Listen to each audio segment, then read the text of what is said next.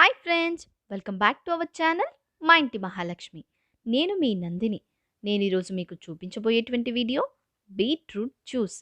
చాలామందికి బ్లడ్ తక్కువగా ఉన్నప్పుడు డాక్టర్ ఐరన్ వేసుకోమని అడ్వైస్ చేస్తారు. కానీ ఐరన్ తీసుకోవడం వల్ల బోల్డ్ అన్ని సైడ్ ఎఫెక్ట్స్ ఉంటాయి.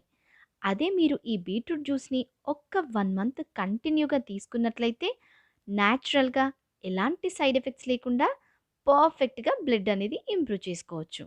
మరి ఆ హెల్దీ జ్యూస్ని ఎలా ప్రిపేర్ చేయాలో ఈరోజు చూసేద్దాం.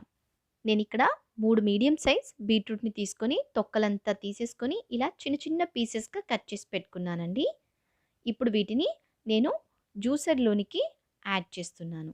మెజర్మెంట్కి వచ్చేసరికి నేను తీసుకున్నటువంటి ముక్కలు కరెక్ట్గా 2 కప్పులు వచ్చాయండి. ఇప్పుడు ఇందులోనికి ఒక అర ఇంచు అల్లం ముక్కని యాడ్ చేసుకోవాలి. అలాగే ఒక ఇలాచీని కూడా యాడ్ చేసుకోవాలి. ఇప్పుడు ఇందులోనికి కొద్దిగా సాల్ట్ని యాడ్ చేసుకుంటున్నాను.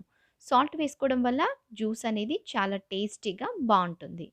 ఇప్పుడు దీన్ని ఇలా కొద్దిగా గ్రైండ్ చేసుకోవాలి. ఇలా గ్రైండ్ చేసుకున్న తర్వాత మనం ఏ గ్లాస్తో అయితే బీట్రూట్ ముక్కలు తీసుకున్నామో అదే గ్లాస్తో 2 కప్పుల వరకు వాటర్ని యాడ్ చేసుకోవాలి. ఇలా కూల్ వాటర్ని యాడ్ చేసుకున్న తర్వాత హై స్పీడ్లో 2 నుంచి 3 నిమిషాల పాటు మనం గ్రైండ్ చేసుకోవాలి. ఇప్పుడు ఒక బౌల్ పెట్టుకొని దాని మీద ఒక స్టెయినర్ని పెట్టుకుని మనం గ్రైండ్ చేసుకున్నటువంటి జ్యూస్ని ఇందులో యాడ్ చేసుకోవాలి. ఇప్పుడు ఒక స్పూన్ సహాయంతో మనం జ్యూస్ని సపరేట్ చేసుకోవాలి.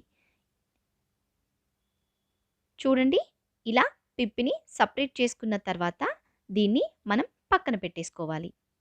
చూడండి, మన జ్యూస్ అనేది ఎంత చక్కగా రెడీ అయిపోయిందో. ఇప్పుడు ఈ జ్యూస్ని మరింత హెల్దీ చేయడం కోసం నేను ఇక్కడ ఒక 2 టీ స్పూన్ల వరకు తేనెను యాడ్ చేస్తున్నాను.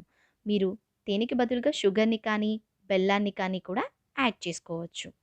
అది కంప్లీట్గా మీ ఆప్షనల్.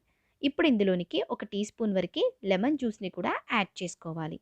ఇప్పుడు ఈ హనీ లెమన్ జ్యూస్ అనేది కంప్లీట్గా మిక్స్ అయ్యేలాగా ఈ జ్యూస్ అంతటిని ఒకసారి బాగా కలుపుకొని గ్లాస్లోనికి ట్రాన్స్ఫర్ చేసుకుని సర్వ్ చేసేసుకోవడమే.